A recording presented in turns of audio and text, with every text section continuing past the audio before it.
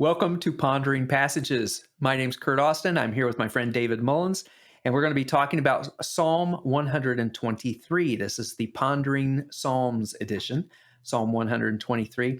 I tell you what, if you've read this and you've spent any time studying it, it has some interesting takeaways, and I'm looking forward to unpacking that with Dave to see what it is that he might be able to help us understand. And if you stick around, you might hear a great story about a wonderful dog that everyone should get to know. My dog, Bruno. We'll talk to you soon.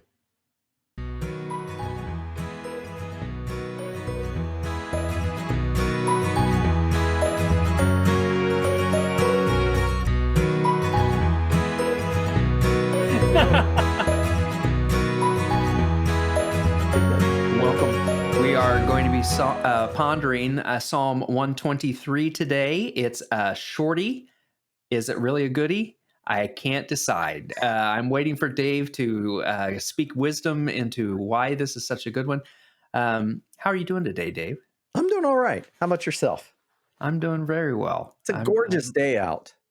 Yeah, and for those of you who will watch this a month, a year, it doesn't matter. It's Independence Day weekend, so we get an extra day. I'm excited about that.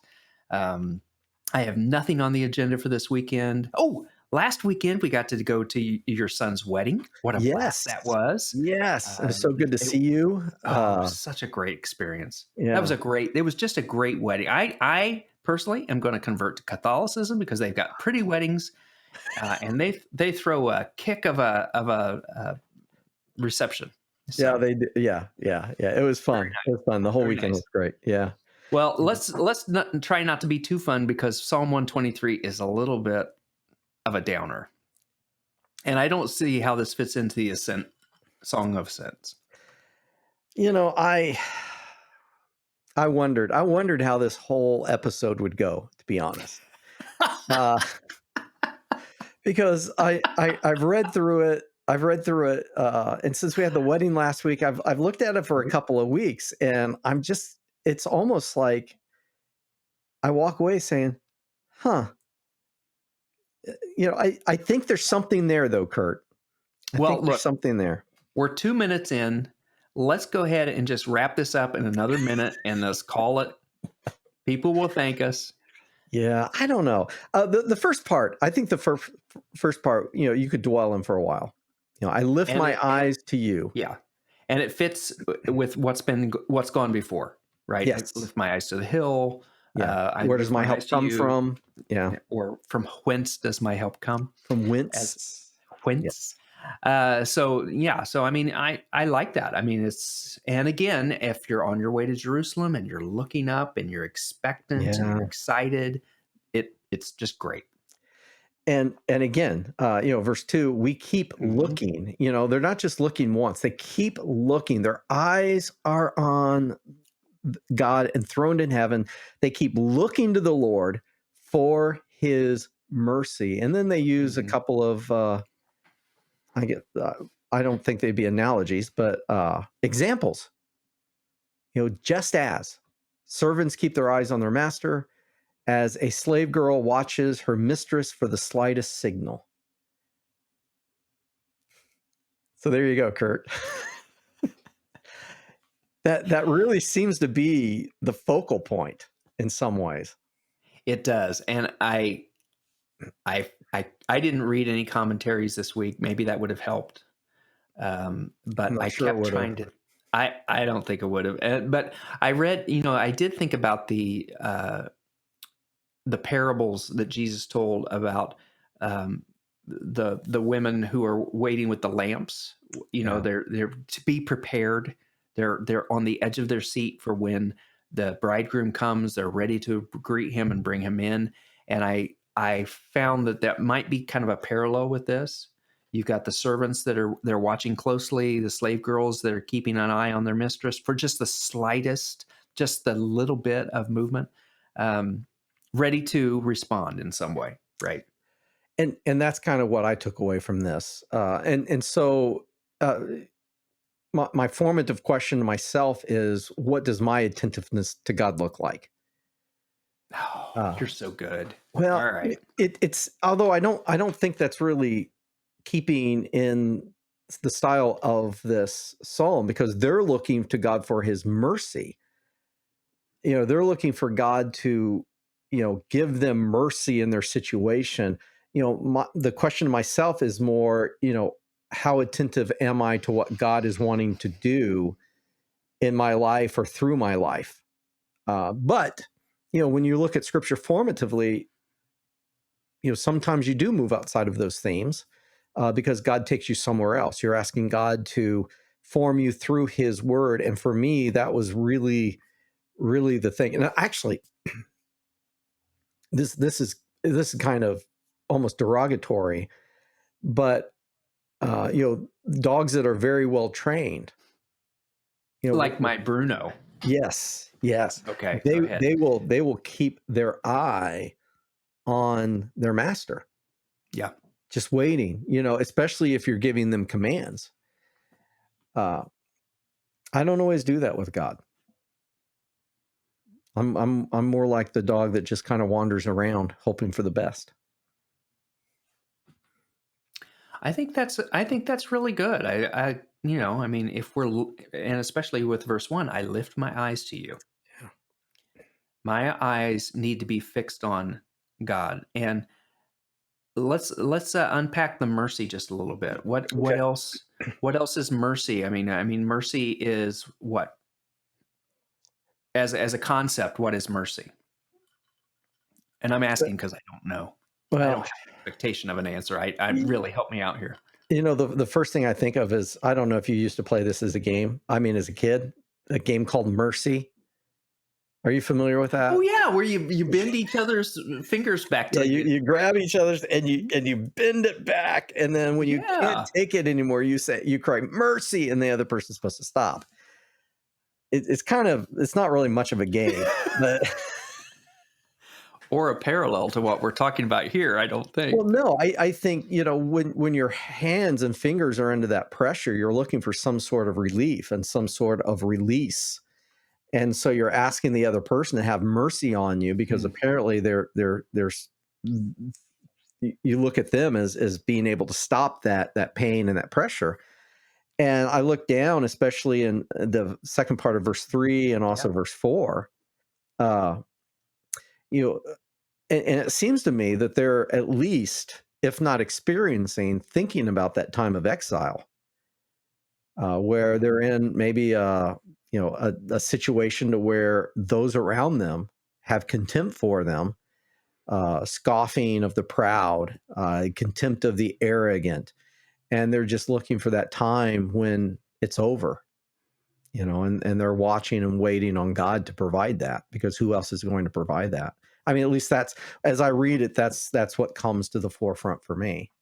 Man, I tell you what, just that imagery of the dog looking at the master helped me help it put a whole new light on this passage for Really? me. In what way? Absolutely. In what way? Because if I'm living a life of suffering, that's basically what they're talking about, right? Okay. There's some Yeah, I sort of think so. suffering. Yeah. Uh, and i- if there's one person who can offer release from that, um, then I want to keep my eyes on that Mm, person, that being, that God who can then offer that to me. I love verse 3, have mercy on us, Lord, have mercy. yeah. Yeah. That's, I mean, I don't know why. It's only 4 verses, and I missed that because I was so fixated on the servants and the slave girls, to be honest. I was trying to figure out Okay. what does that have to do with any of this, that I missed the importance of verse 3, verses 1 and 3 tied together. Have mercy on us, Lord, have mercy. I mean, everything we have gone through, we have had our fill. Yeah. We're Uh, you done. know, We can't take it I anymore. can't take any more. That's right. I can't take any more Yeah. of the pain of what I'm facing. And I don't know about you, but I also, when I was a kid, I got picked on a lot. I was a little scrawny kid, Hmm. and I can remember what it felt like to have people find glee in Mhm. in bringing Wow. about pain. Yeah. right? Wow. Whether it was the Indian burn on the arm or Yeah. it was the, whatever it was. And you Noogie just, ambulance. yeah, Noogie whatever it ambulance. was Yeah. that you lived in that. And it was like, there's got Mm, to be something better than this. I mean, I can't be everybody's mm. punching bag forever. Y Um, and as you share that, I mean, there are other avenues out of those situations. I mean, we could take matters into our own hands yeah. and try to get with, a bigger bully Yeah. and get in with them and say, "Hey, Align protect me." ourselves with, yep. Yeah, Mhm. and if you look at the history of Israel, sometimes that's what they did. If they thought their nation was going to come in, they're like, "Well, gosh, maybe we make an alliance with Yeah. a bigger nation." And the prophets kept telling them, "No, no, trust in God. Just have faith in Him. He will come through."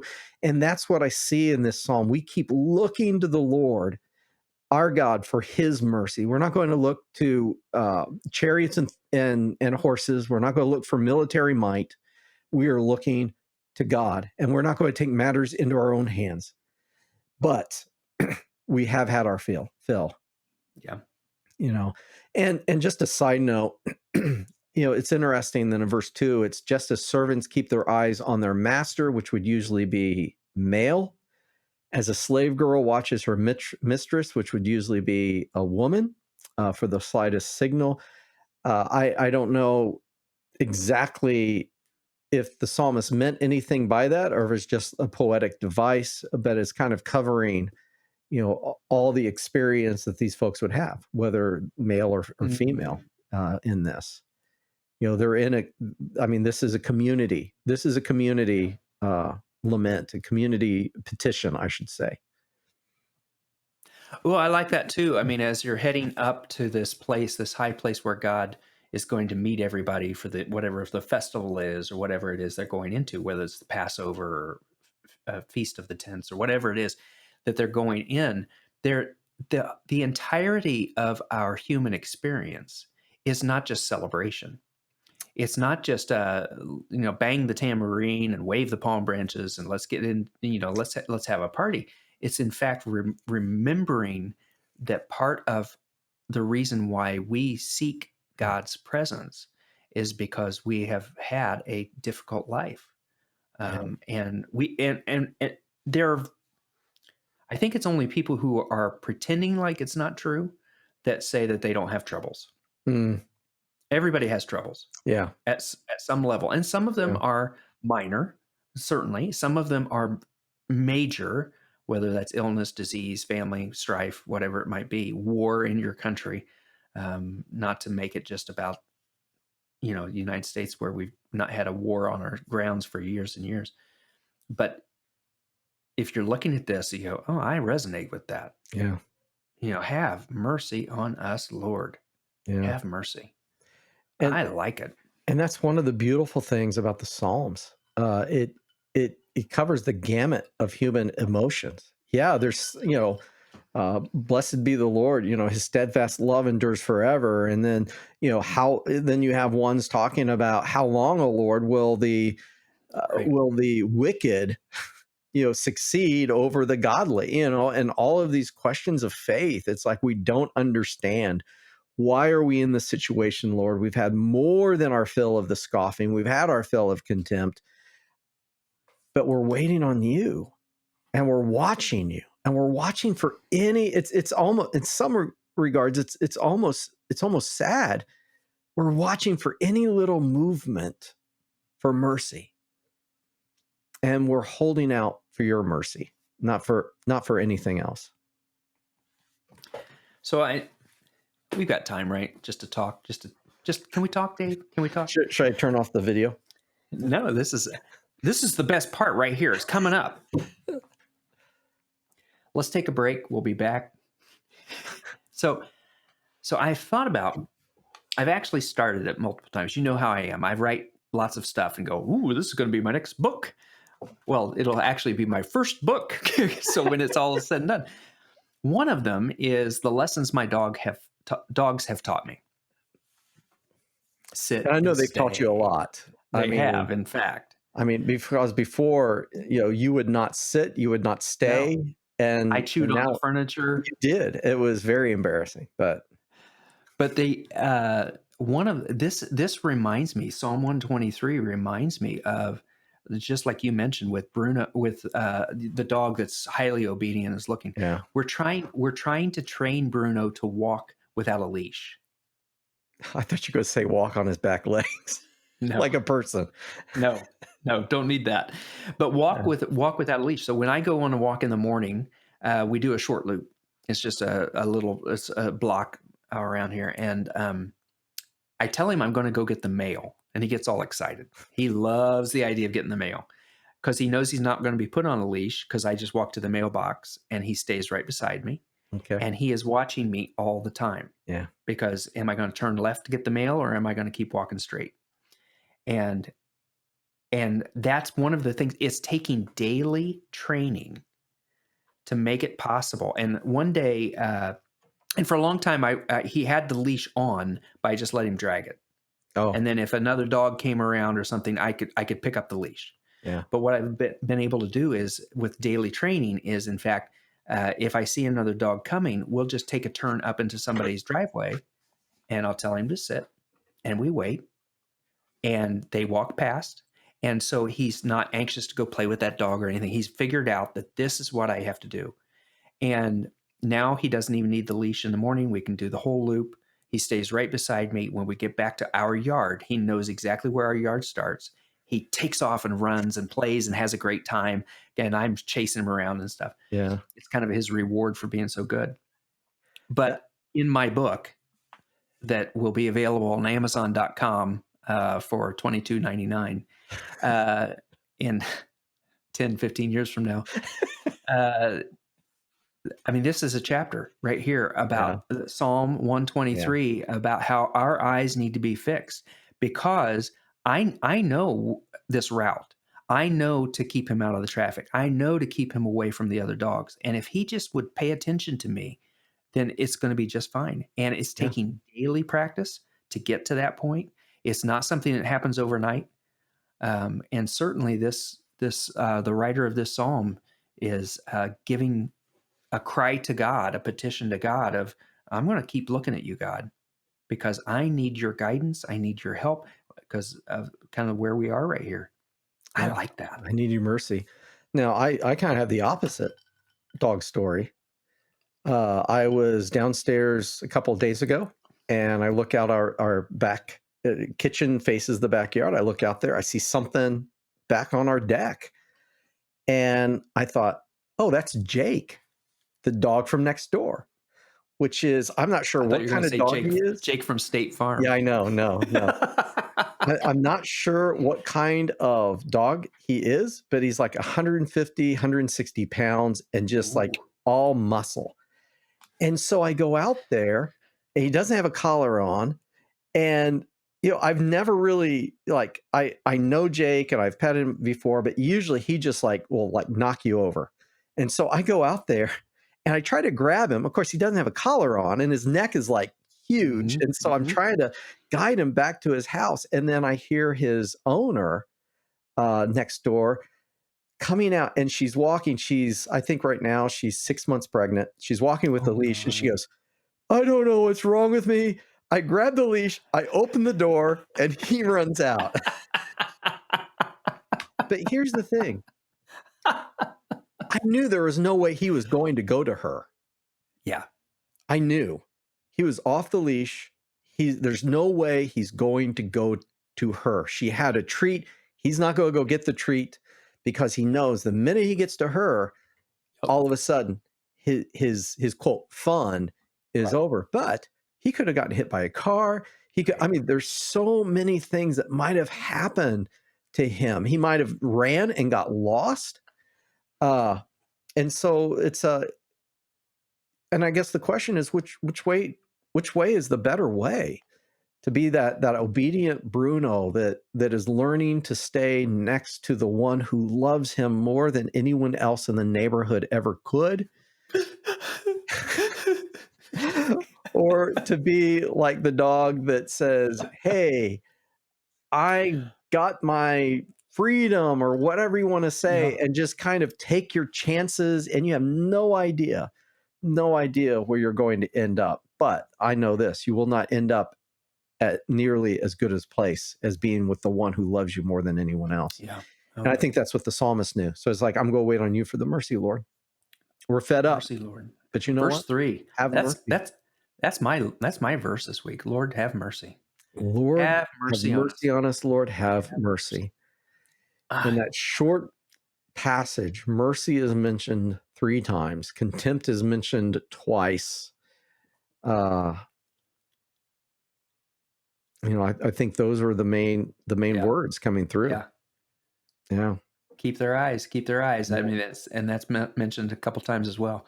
Well, this is great, Dave. Thank you so much for helping me unpack this because I really Thank I you for the left it. Bruno story. Well, I can do that every week if you want. That's true. Lessons from Pondering Bruno. passages with Curt, Dave, and Bruno. Um, it's really, really a great psalm. I think it's just it much better than I thought. I Yeah. mean, and again, it helps to unpack it with somebody else It because they bring their own experience and what God showed them. it does. And also I think it's helpful to say, where is the formative question for Yeah. my life in this? God, what do you wanting me to pay Yeah. attention to in this? Yeah. Yeah. So we invite you. Maybe you don't have somebody in your life. For those who are watching this, maybe you don't have somebody in your life that you listen to a passage with or read a passage with. Join us. Like us on Facebook. Follow us Yeah. on YouTube. I think the like button is over here on YouTube. Okay. I'm not sure Yes. where it Yes. is. Down Is it? in the right hand corner. Okay. Watching the screen, you click on that and for YouTube, and then you can follow us. Well, and subscribe too. Please do. Yeah. Please subscribe. If you I'm just subscribe, there's a special little gift for you. there is. There is. I didn't get one when I subscribed. You did. Every time we put out a new episode, you get notified. Get notified. That's a little special little gift. So like us, subscribe, and follow along. And we'll see you the next time on Psalm 124. Blessings, everyone.